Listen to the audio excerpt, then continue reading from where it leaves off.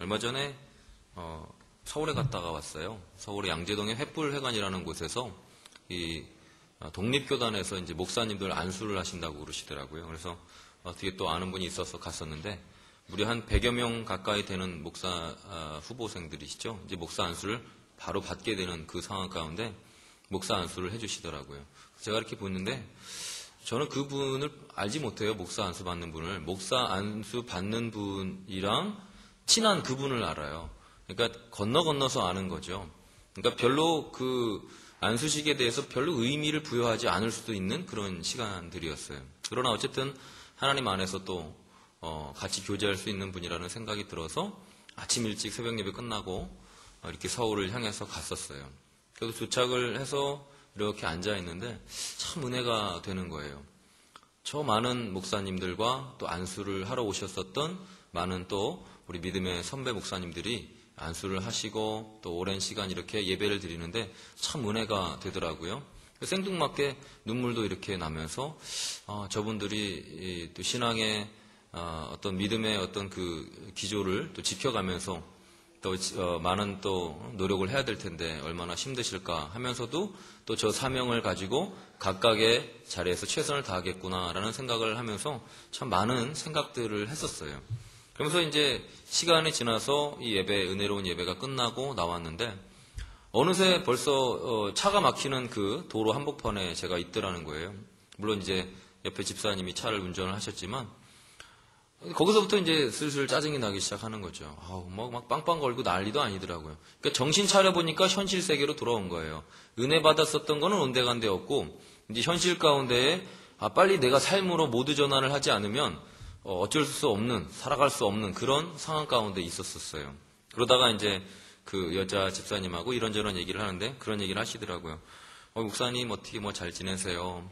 예배는 어떻고 교회는 어떻고 이런 얘기 하시다가 제가 오후 찬양 예배 인도한다 그랬더니 오후 찬양 예배 얼마나 힘든데 그 시간에는 짧게 하는 게 좋은 거라고 그리고 제발 웃겨주라고 얼마나 피곤한지 아냐고 막 새벽 일찍부터 나와가지고 새벽 예배 드리죠. 1부 내지는 2부 예배 드리죠. 또 아동부나 교육부 섬기죠. 그리고 점심 먹고 오후 찬양 예배를 드리니까 제대로 하시는 분은 예배를 4번 드린다는 거예요. 그래서 제가 알겠습니다 이렇게 했는데 아주 막 신신당부를 하시더라고요. 웃기게 해주세요. 빨리 끝내주세요. 제발 그렇게 하시는 게 돕는 겁니다. 이렇게 얘기를 하시는데 한 번만 예배 드리는 청년은 어떡합니까? 한 번만 예배 드리는 청년은 제대로 예배를 드려야 되잖아요. 그렇죠? 그래서 제가 운전한 예배가 쉽지 않은 이때에 그럼에도 불구하고 운전한 예배를 드려야겠다라는 생각을 했었어요. 요한복음 4장 24절에는 이런 얘기가 있죠. 신령과 진정으로 하나님께 예배를 드려야 한다. 그리고 바로 그 앞절 23절에는요. 신령과 진정으로 예배드리는 그런 예배자를 하나님께서 찾으신다고 말씀하고 계세요. 사실 고리타분하게 들리실 수도 있겠죠. 예배는 좀 편하게 드리면 어때? 라고 생각하실 수 있겠지만 그래도 예배는요. 몸과 마음과 정성을 다해서 그리고 내 영을 다해서 온전하게 주님께 드리는 것이 예배라고 저는 생각이 들어요. 오늘 본문을 통해서도 하나님이 찾으시는 신앙인의 자세, 예배자의 모습에 대해서 제가 말씀을 함께 나누기를 원합니다. 짧게 끝날지 길게 끝날지는 잘 모르겠습니다만 어쨌든 원고에 충실하게 주님께서 주시는 마음을 함께 나누도록 하겠습니다. 신앙인이 갖춰야 할 예배자의 모습 중에 첫 번째는요. 주님을 기대하는 신앙인의 모습이에요. 본문 12절에 보면요. 10명의 나병 환자가 나옵니다. 한 마을에 들어가시니 나병 환자 10명이 있었다라고 본문 12절에 얘기하고 있어요. 그곳은 사마리아와 갈릴리 사이에 있는 마을이었는데 이 10명의 나병 환자들이 예수님께서 그곳에 온다는 것을 알고서 주님을 기대하고 있었던 장면이거든요. 한번 생각해 보세요. 여러분이 나병 환자입니다. 예수님이 오시면 인생이 바뀌어요. 나병 환자는 돌멩이나 안 맞으면 다행이죠. 주변에 있는 사람들 곁에 얼씬하기는커녕 그들끼리만 어울려서 살아야 되는 거죠. 원턴 원하지 않던 자기가 사랑하는 가족이 있다 할지라도 그 가족 가운데 가까이 갈 수 없는 격리된 삶을 살아야 하는 자들입니다. 그러니 그가 학식이 많다 한들, 그가 돈이 많다 한들 어떻게 자기가 원하는 삶을 살 수가 있었겠습니까? 그런데 그 마을에 이제 주님이 오신다는 거예요. 얼마나 설레이고 기대가 되겠습니까? 이 10명은 아마 회의를 했을 거예요. 주님이 우리 마을로 오신다는데 내일 어떻게 해야 될 것이냐? 어떻게 해야 우리의 마음을 어필할 수 있을까라고 분명히 그들은 생각을 했을 거라는 거죠. 그리고 12절과 13절에서 그들이 선택했었던 행동을 표현하기 시작합니다. 13절이죠. 소리를 높여 이르되 예수 선생님이여 우리를 불쌍히 여기소서. 근데 가까이 갈 수도 없었어요. 가까이 갈 수 없는 상황 가운데에서 그들은 그냥 멀찍이서 예수 선생님이여 우리를 불쌍히 여겨주세요 라고 소리만 질러대기 시작했다는 거죠. 그러나 어찌됐건 그 소리가 얼마나 컸었는지 멀리 있었음에도 불구하고 예수님의 귀에 들렸었지요. 그 소리는 점점 더 커졌고 마침내 주님은 그들을 만나 주셨습니다. 제가 생각해 보건대 아마 이 나병 환자들이 갖고 있었던 이 기대감, 그리고 주님을 크게 불렀었던 그 모습을 통해서 우리가 신앙인으로서 가져야 되는 첫 번째는 바로 주님을 학수고대하는 기대하는 그 마음이 아닌가 하는 생각이 들어요. 물론 우리가 거룩한 삶을 살지 않았었을 수도 있어요. 일주일 동안 힘들고 어려운 시간들을 보냈었을 수도 있겠죠. 그러나 뭐 어쩌겠습니까? 이 문둥병 환자들보다는 깨끗하지 않겠어요? 문둥병 환자들이 가장 더럽고 추악한 모습으로 가장 깨끗하고 거룩한 주님을 불러대는 그 모습 가운데에는 간절함이 있었기 때문이었거든요. 저는 여러분들 가운데에도 주님을 기대하는 그 마음을 가지고 간절히 주님을 좀 부르셨으면 하는 생각이 들어요. 주님, 나를 불쌍히 여겨주십시오. 주님, 내 안에 해결되지 않은 것들이 있습니다. 주님, 내가 주님을 만나면 내 인생이 바뀐다고 하는데 주님, 내가 당신을 만나기를 원합니다. 라는 이 안에서부터 울려나오는 이 간절함이 주님의 귀에 들렸으면 좋겠다는 거죠. 이 안에 있는 간절함을 바깥으로 표현하면 어떻게 됩니까? 그게 찬양이 되기도 하고 기도가 되기도 하는 거예요. 그 간절함이 주님 귀에 들리도록 여러분들께서 예배를 드리셔야 된다는 거죠. 이것이 첫 번째 주님을 기대하는 신앙인의 모습입니다. 두 번째로는 말씀에 순종하는 신앙인이에요. 14절에 보면 주님은 그들에게 나았다고 말씀하시지 않아요. 보시고 이르시되 가서 제사장들에게 너희 몸을 보여라. 그 어떤 행함도 없이 그저 제사장에게 가서 보이라고 말씀을 하고 계세요. 상식적으로는 이해할 수 없죠. 그러나 나병 환자들은 모두 하나같이 주님의 말씀에 순종을 합니다. 자신들의 생각과는 다른 예수님의 말씀에 그 어떤 문제도 제기하지 않았어요.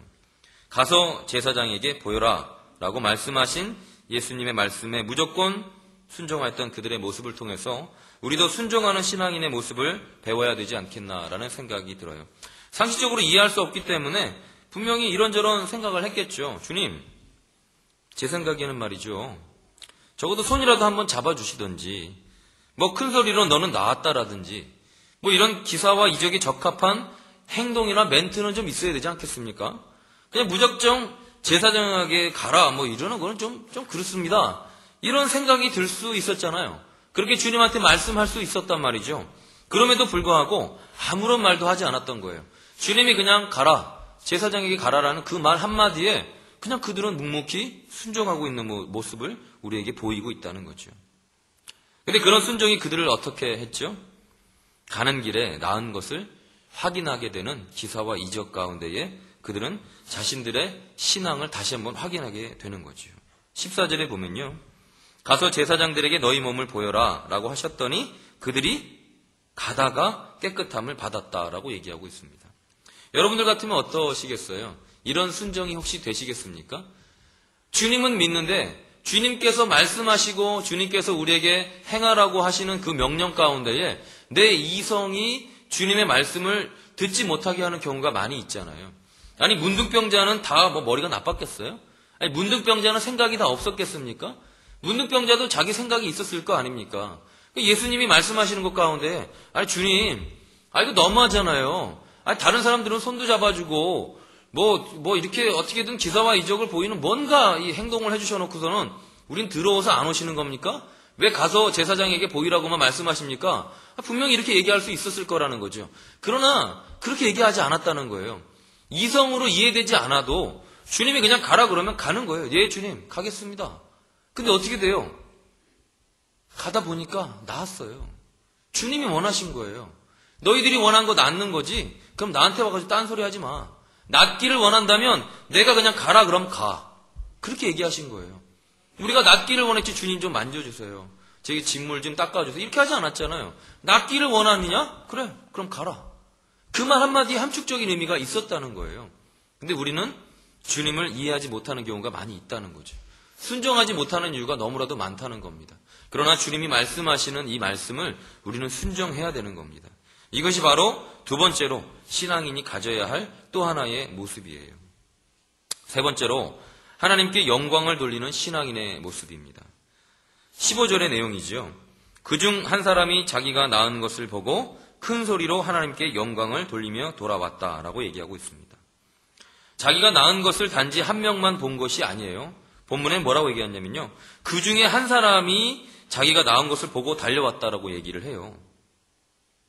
17절에는 10사람이 다 깨끗함을 받지 아니하였느냐라고 얘기하시고 계시거든요. 그러니 한 명만 깨끗해진 게 아니라고요. 10명 중에 한 명만 자기 자신을 본 게 아니라 모두 다 자기들의 모습을 보았을 거란 말이에요. 그런데 9명과 다른 한 명이 있었습니다. 9명은 자신들이 낳은 것에 대해서 당연하다고 생각한 건지 어쩐지는 모르겠지만 하나님께 영광 돌리는 모습이 전혀 나오고 있지 않아요. 15절을 자세히 보면 그 중에 한 사람이 하나님께 영광을 돌리며 돌아왔다라고 말하고 있습니다. 낳은 10명 중에 한 사람만 큰 소리로 하나님께 영광을 돌렸다고 얘기하고 있어요.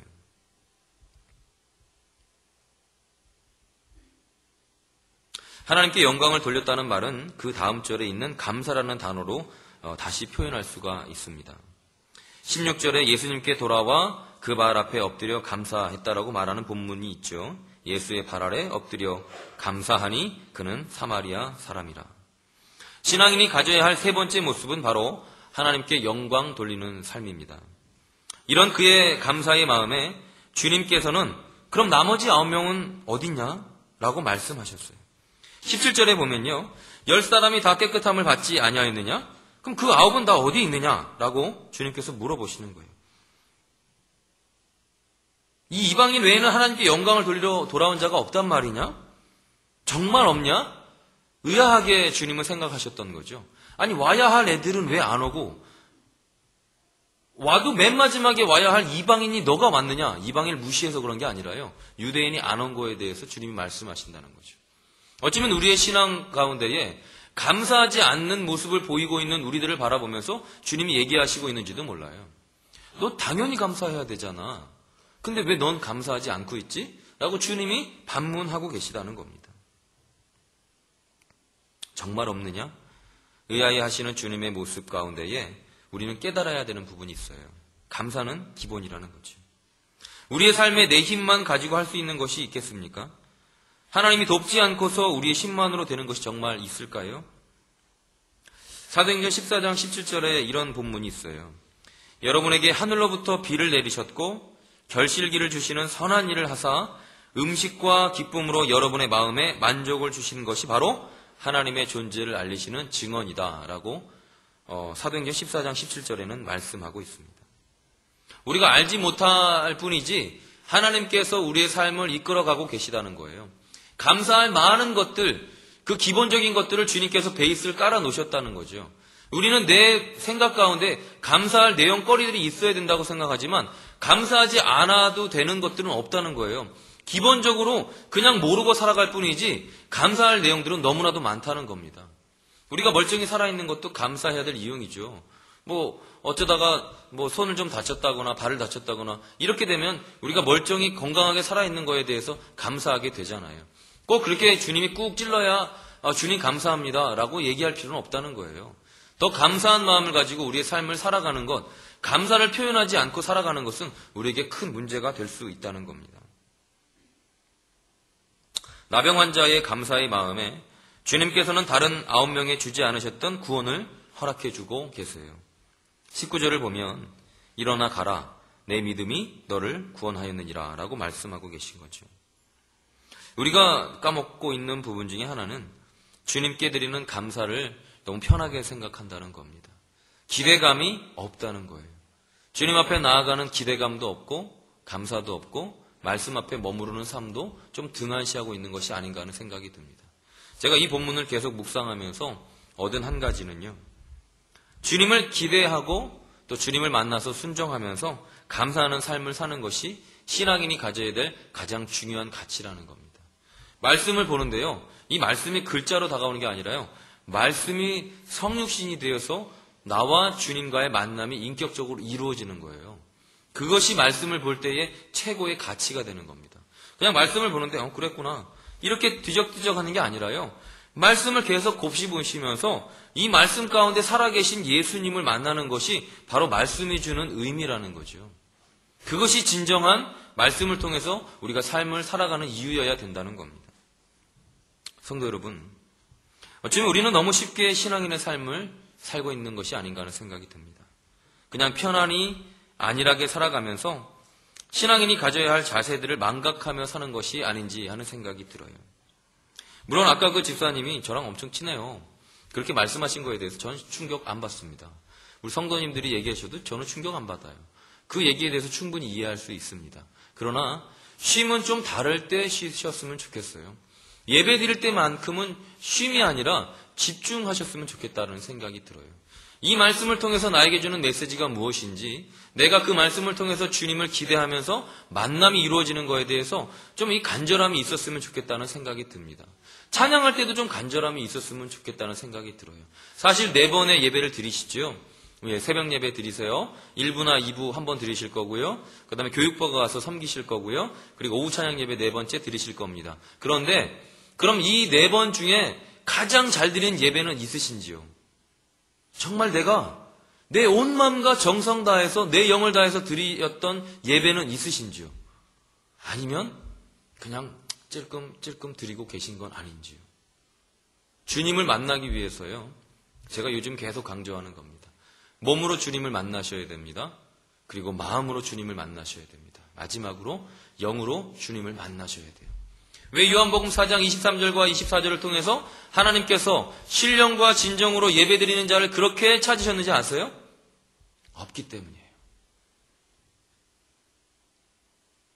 심지어는 몸도 안 오는 분들도 있죠. 교회에 오시는 거를 가끔 오시는 분들도 계시잖아요. 절기마다 오시는 분들도 계시고요.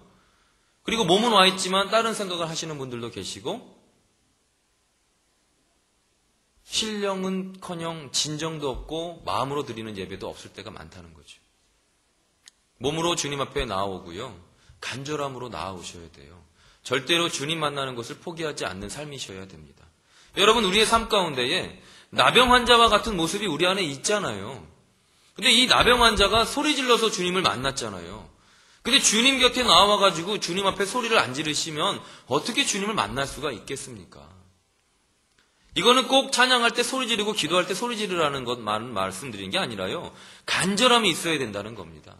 나병 환자는 아마 주님이 이 마을 가운데 온다는 그 소식을 듣고 나서요. 오랜 시간 동안 회의를 했을 거예요. 오랜 시간 동안 어떻게 주님께 다가가야 되는지, 소리 질러서 내 모습을 보여야 되는지 학수고대하면서 기다렸을 거란 말입니다. 우리 안에 최근 한 달, 아니 최근 몇 달 가운데 진짜 신령과 진정으로 예배드린 적이 있는지 한번 살펴보셔야 돼요. 주님을 만나지 않고 회복은 전혀 없습니다. 주님을 만나지 않았는데 어떻게 감사함이 있겠어요? 주님을 만나지 않았는데 어떻게 회복이 있겠어요? 주님을 만나지 않았는데 우리 삶 가운데 무슨 기대감이 있겠어요? 주님을 만나는 것이 우리 안에 기대감으로 있어야 된다는 겁니다. 제가 아까 1부인지 2부인지 안내를 쓰는데요. 꼬마 아이가 하나가 들어왔어요. 제가 보니까 그 아이가 되게 작았어요. 그럼 그 아이가 서 있을 때요. 뒤통수도 제대로 안 보여요. 이 의자보다도 키가 작았었던 것 같아요. 근데 그 아이가 딱 와서 제가 첫눈에 알아봤죠. 엄마를 찾으러 왔구나. 근데 이 아이가 두세 번, 두리번거리다 바로 뛰어가요. 옆집 아줌마한테 갔을까요? 자기 엄마한테 가더라고요. 뒤통수만 봐도 엄마를 아는 거예요. 별거 아닌데 제가 되게 뭉클했습니다. 주님, 우리 안에 이런 표현 죄송합니다만 주님 뒤통수만 보고라도 좀 가는 분은 없을까요? 그런 생각이 들었어요. 왜 주님을 우리는 맨날 외롭게 하는지 모르겠습니다. 주님은 성전에서 또 우리의 삶의 터전에서 여러분들 그렇게 찾으신단 말이에요. 몸으로도 좀 만나자. 마음으로도 나를 좀 만나자. 더 큰 영으로도 나를 좀 만나자. 주님은 그렇게 맨날 우리에게 말씀하고 계시는데 우리는 뭐가 그렇게 바쁜지 주님 앞에 머무르지 않아요. 주님과 만나려고 노력하지 않아요. 한 번이라도 정말 뜨겁게 주님을 만나려고 내 마음과 몸과 정성 다해서 주님 앞에 나아가는 모습이 별로 없다는 겁니다. 성경을 통해서 우리가 알 수 있는 것들이 뭐겠어요? 오늘 이 나병 환자를 통해서 우리가 깨닫는 것이 뭐겠어요? 우리 안에 이렇고 저렇고 얘기하고 싶은 게 아니고요. 만나자예요, 결국은. 말씀을 통해서 만나자. 우리 9시 만나자. 전민제일교회에서 2층 본당에서 만나자. 주님은 암묵적으로 우리에게 맨날 말씀하고 계시지 않습니까? 11시에 만나자라고 하고 계시잖아요. 1시 반에 오후 찬양 예배 때 만나자라고 말씀하시는데 여러분들은 제가 1년 동안 얘기했는데도 1시 반인데도 2시쯤 오시잖아요. 주님을 한 30분씩 기다리게 하시는 대단한 여러분들이시잖아요. 청년은 절대 그렇게 못할 겁니다. 제가 그렇게 하지 말라고 얘기를 했으니까요. 제가 중고등부한테 가서도 설교하면서 얘기했거든요. 너희들은 어른들처럼 하지 마 라고 얘기해요. 어른들이 본이 되시는 것이 삶이셔야 되는데 말로 아이들을 가르치시려고 하시는 거죠. 제발 두렵지만 그렇게 하지 마십시오. 찬양 예배도 예배잖아요. 그러면 이제부터 예배 2시에 드릴게요. 찬양 예배를 2시부터 드릴게요. 그게 맞는 건가요? 아니면 바쁘시면 가세요. 누가 여기서 억지로 예배를 구걸하나요? 주님이 예배를 구걸하나요? 아니면 제가 뭐 도장 찍어드리나요? 누가 언제부터 그렇게 예배가 되었죠? 주님이 그렇게 만만하신 분은 아니시잖아요. 주님이 우리 모든 것을 해주신다잖아요. 나병 환자 더러운 놈까지도 만나주신다잖아요. 아프고 힘들고 어려운 자 낫게 해주신다잖아요. 여러분이 지금까지 살아갔던 모든 이유가 주님으로부터 시작된 걸 모르시냐고요. 왜 얘기해도 모르십니까? 말씀이 진리로 주님으로 다가와야 되는 거 아닙니까? 아니에요? 왜 예배당에 나오세요? 어머, 친한 사람이 있어서 만나러 가세요. 커피숍으로 가세요. 밥 먹으러 와요. 너무 맛있어요. 4층 식당으로 가세요. 제발요. 한 번만이라도 주님 앞에 신령과 진정으로 예배 드리세요. 우리 하나님 홀대 받으실 분이 아닙니다. 우리의 인생을 바꾸셨잖아요. 당신의 아들을 찢어 죽였는데 진짜 이렇게 예배 드리셔도 됩니까?